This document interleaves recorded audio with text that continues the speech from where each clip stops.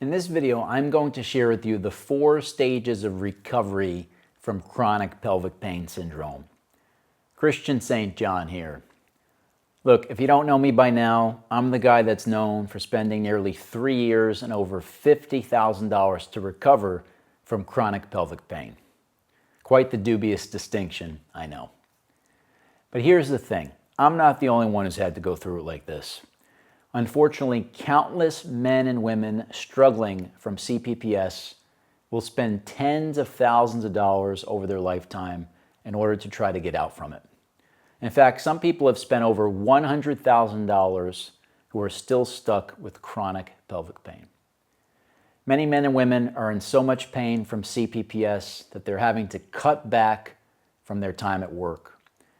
Many people are actually losing their jobs just because they're unable to perform anymore because they're in so much pain. Some people have even lost their homes because they've had to sell them in order to pay for medical treatments and procedures which oftentimes offer no benefit and leave them with false hope. So if you're someone out there watching this who's suffering from chronic pelvic pain, pudendal neuralgia, Nonbacterial Prostatitis, or any of the mystery symptoms associated with CPPS, you want to pay attention to what I'm about to share with you because this information just could change your life. And as always, if you want access to my free training on how I was able to beat CPPS, you're more than welcome to go ahead and grab that down below. It's totally free for you there. Now, the 4 stages of recovery from chronic pelvic pain that I'm about to share with you are the exact 4 stages that I had to progress through in order to heal myself. These are the same 4 stages of recovery that you too will have to move through in order to beat CPPS. And if you stick with me until the end of this video, I'm also going to share with you which stage I believe to be the absolute most important stage in your recovery process. I'll also share with you why most people fail to heal quickly from chronic pelvic pain, as well as exactly what you can do to make sure that this doesn't happen to you. So let's jump in. I knew that I just couldn't give up on it. Completely healed, completely changed, totally transformed, back at the gym, lifting weights, working out. Most importantly, I'm just living a normal life. You have to believe you can heal. So now I'd like to get into the 4 stages of recovery from chronic pelvic pain syndrome. And I'm going to map this out for you to make it a little bit easier to follow.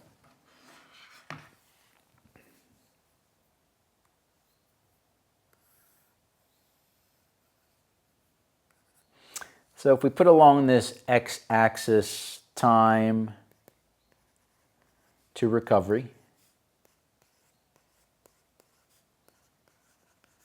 and along this y-axis we can put recovery. Okay? Now, when I first was struggling with chronic pelvic pain syndrome, I had no idea what was going on. And maybe you can relate to that. Okay? I was just plugging away at life, right? Regular life, normal life. And then, bam, all of a sudden I had all of these weird symptoms. Some of my symptoms early on were pain, laser beam style pain in my urethra, pain with sex, pain after sex, burning pain, urinating, burning after urinating. For about 6 months to a year, I couldn't sit. It was crazy. Anytime I would sit down like this, I would have electric shocks through my hamstrings, through my urethra. I had raw, dull, achy pain, knife pain, you name it, I had it. Some people have pain in their rectum, discomfort in their rectum, tightness in their rectum, on and on and on. There's about a dozen symptoms with chronic pelvic pain, and I had most of them. So as you can see here, I would get hit with these symptoms and I would drop down psychologically and my recovery would drop down. Now, naturally, I want to figure out what's going on. So I go to the doctor, go to the urologist, get the antibiotics. I would do everything that you're probably doing right now. And I would rest sometimes for a week, sometimes for a few days. And then I would try to move again, whether it's walking, and then I would start to move again and go for a short walk, or maybe lift weights very lightly. And then I would notice after that, maybe later in the afternoon or sometimes in the evening, bam, I would get hit again with that pain. So then I started to associate movement with pain. I started to kind of predictively code in my mind biking with pain, walking with pain. These neuroassociations started. I didn't know at the time this is what was happening, but that's what was happening. I received the confirmation bias from my doctors. My one doctor said, yeah, it's that bike, the bike seat that you're on. That's what's causing your chronic pelvic pain. He actually said, sell your bike. So I'm thinking, oh, maybe I damaged my perineum on my bike. So let's rest. And then maybe a week would go by or a month would go by, and I would have a couple good days, and then I would feel a little bit better and think, okay, maybe I'm beyond this. Maybe it's just the worst of it's over. Maybe it was an infection. Who knows? And then I would start to move again, and then wham, I would get hit again. So this cycle continued for me over and over and over for about 2 years straight. 2 years. And as you can see, these valleys were created every time there was a pain incident. These valleys were created. I refer to this as the valley of despair. That's what chronic pelvic pain does to you, right? It puts you into the valley of despair.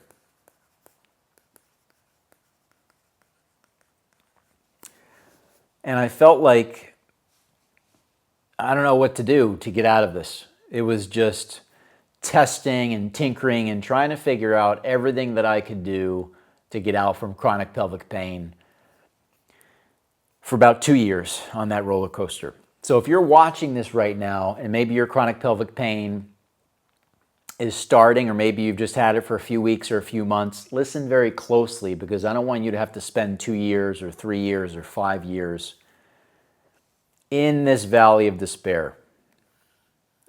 That's where most people hang out, unfortunately, with chronic pelvic pain. Most people live in that valley of despair. You don't need to do that. So here's what happened for me. Now we're going to get to the first stage in my recovery and your recovery. After about 2 years, so we'll call this the 2-year mark.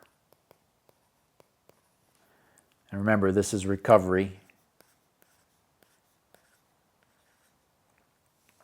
After about 2 years,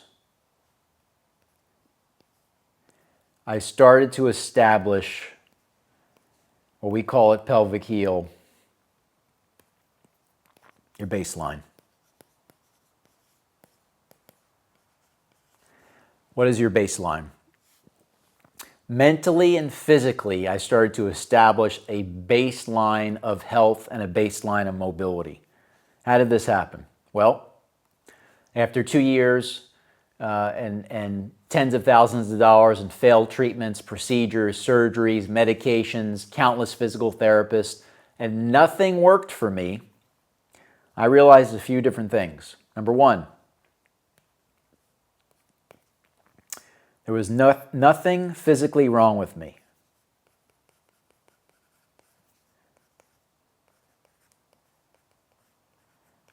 How did I realize that? Well, I had all the tests done. I had all the MRIs, the X-rays, the CT scans, the MRNs. So if you're watching this, do not sit around for 2 years, 5 years, 7 years. Do not sit in that valley of despair.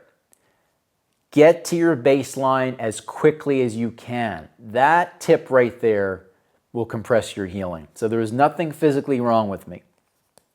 Number two, no infection.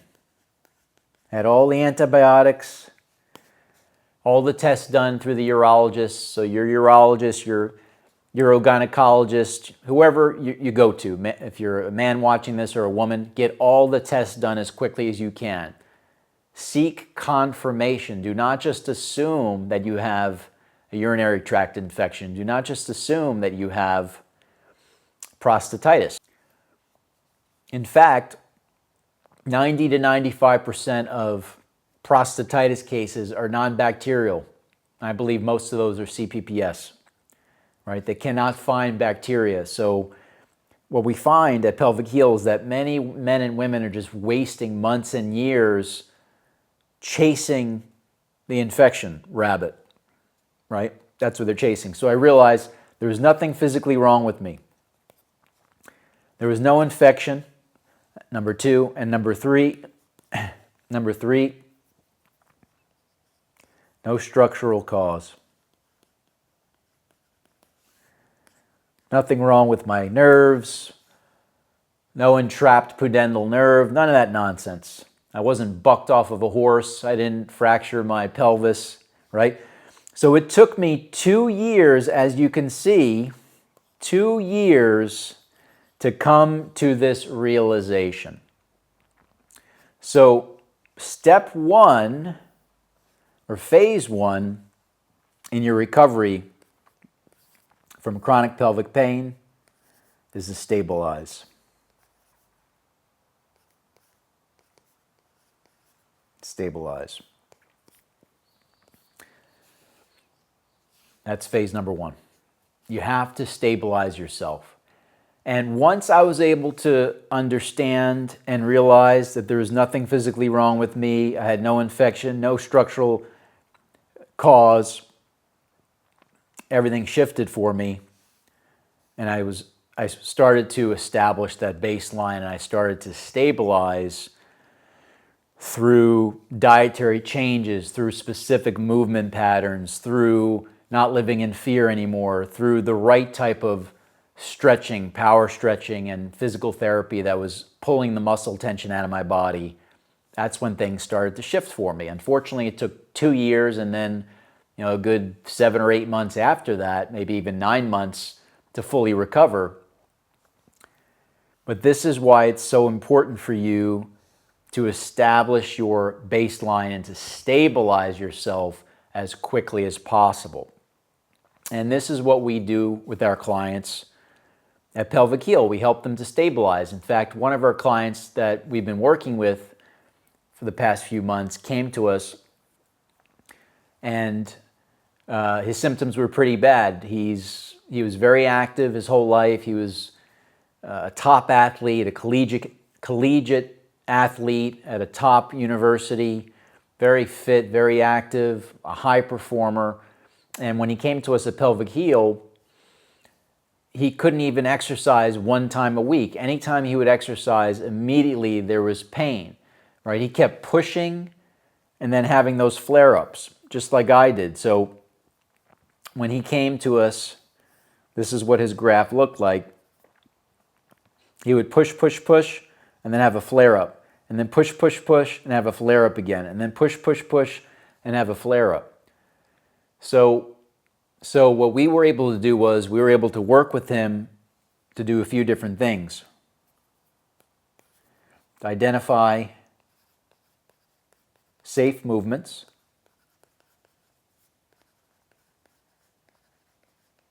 Okay? That's one of the first steps that we helped him with. And then what we did was we helped him to regulate his nervous system.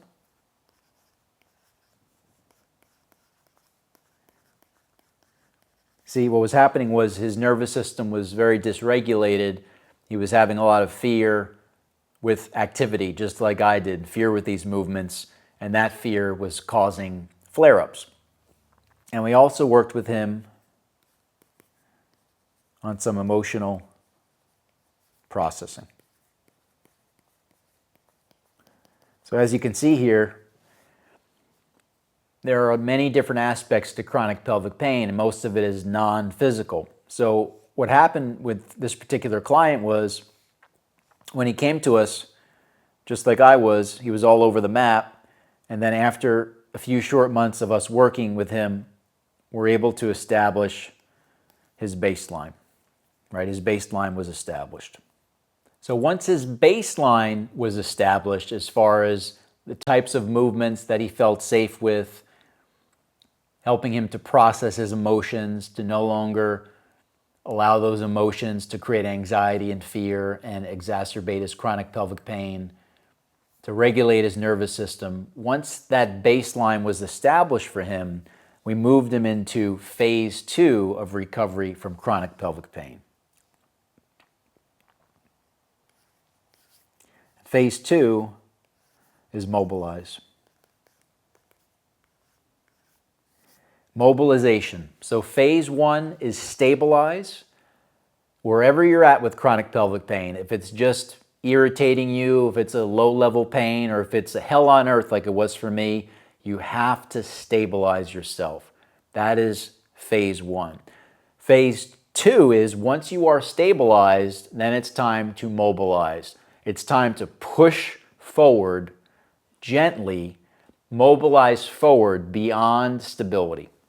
And with this particular client, what we were able to do was, now that his baseline was established, we were able to help him increase his capacity, as you see here. Increase his capacity over time. Now this takes time. Increase his capacity.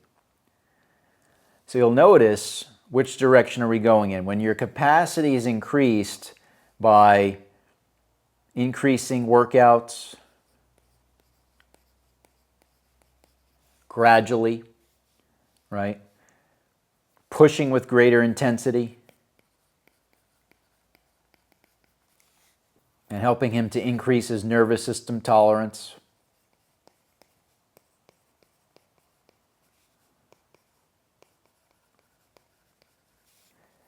You'll notice he was able to mobilize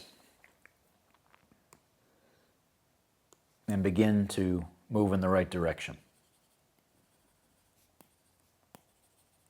Okay? So what's happening now is, once we're into the mobilization phase, you'll notice if we have time to heal and we have recovery, what begins to happen? The baseline has increased. Okay? So also we're avoiding those massive crashes, right? We're avoiding the pushing and flaring, the pushing and flaring, the pushing and flaring. That's happening less and less because when the baseline has increased in the mobilization phase, okay,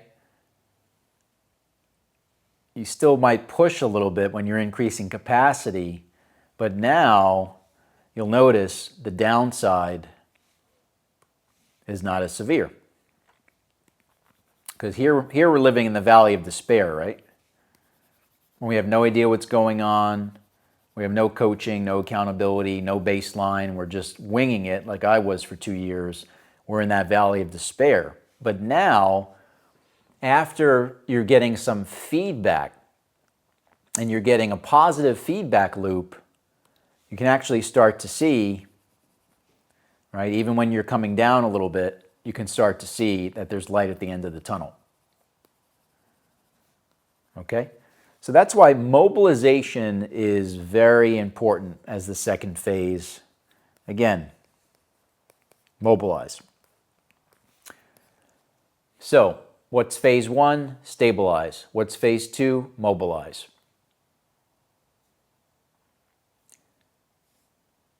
And as you can see, we're moving in the right direction. This takes time, right? This does not happen overnight.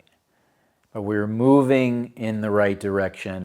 And our goal for you at Pelvic Heal is to compress that time that it takes you to heal from years to months, right? Instead of spending nearly 3 years and $50,000 like I did, let's do it in months for a fraction of that. And along this mobilization phase, What's key here, because it's not a straight line as you can see, is accountability. So for this particular client, it wasn't all peaches and cream. There were some ups and downs. So having the right accountability, having the right support, and being able to put together customized progression plans for this particular client kept him mobilized. And that brings us to phase number 3.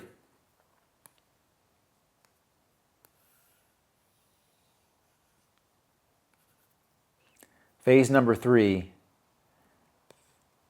is optimize.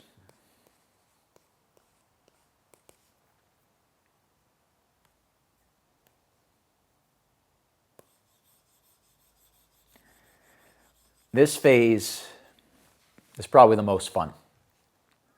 In this phase, you're building strength, you're building endurance, and you're reclaiming your life. In this phase, you're no longer managing your symptoms, but you're becoming way more resilient. In this phase, you're putting chronic pelvic pain in the rear view mirror. And in this phase, you're building your long-term capacity. So what happens in this phase is recovery starts to really take off. And this is the phase that our client is in right now.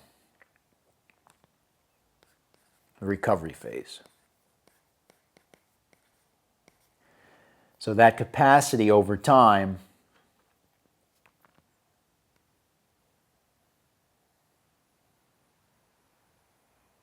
has increased. So you notice when we started, our baseline was down here.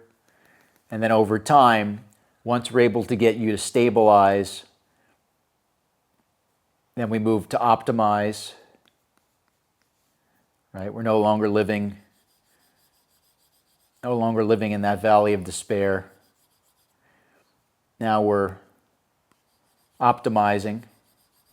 Now this optimized stage is my favorite stage, and it will be your favorite stage as well. In the optimized stage of recovery, you're moving beyond pelvic pain, and now you're creating a new identity. Now we're moving into total life optimization. So at this stage, we're looking into things such as optimizing your sleep. We're looking into optimizing your lifestyle and your activities. We're looking into optimizing your nutrition.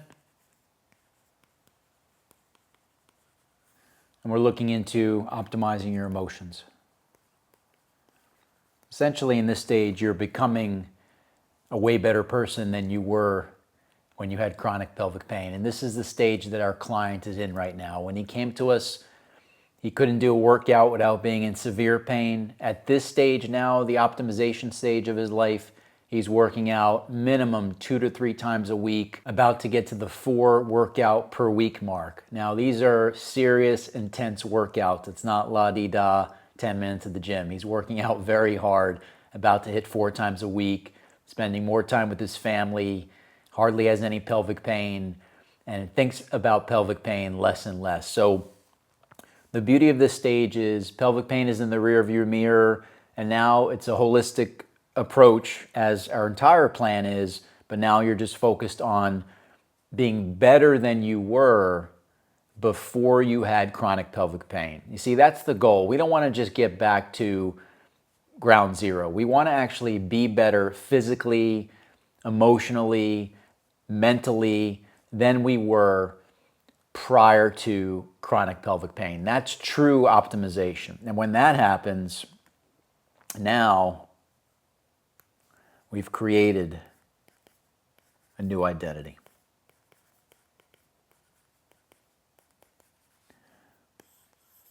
A new identity. The identity of someone that's free from chronic pelvic pain. You no longer have the identity of someone that's a sufferer. Now, I promised you that if you stuck with me until the end, that I would share with you the most important stage in your recovery from chronic pelvic pain, as well as why most people fail to recover quickly from CPPS.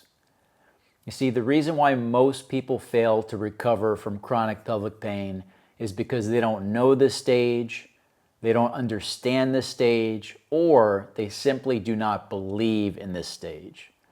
And it's not your fault. This stage is not something that your doctors or your physical therapists are even talking about.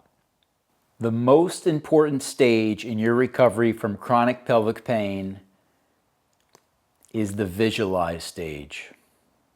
That's right. You see, without visualization, without a clear, grounded picture of what healing looks like for you, none of the other stages really are going to work for you. You see, you won't stabilize if you don't believe it's possible.